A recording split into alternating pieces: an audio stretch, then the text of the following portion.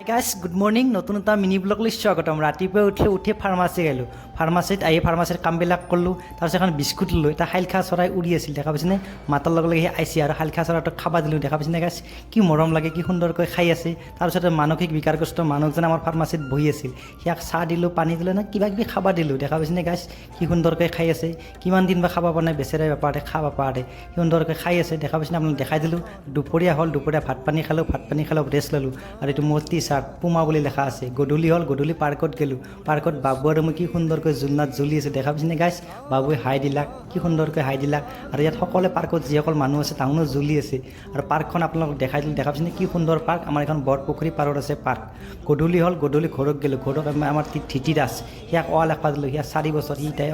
লেখি আছে লেখা দিলোঁ সি নেলখে সি মূৰ্তি ধৰি আছে দেখা পাইছেনে গাইজ কেনেকৈ সি মুখে লেখা দিলাক এইটোৱে আছিল এটা মিনি ব্লগ ভিডিঅ'টো সম্পূৰ্ণকৈ চোৱাৰ বাবে ধন্যবাদ।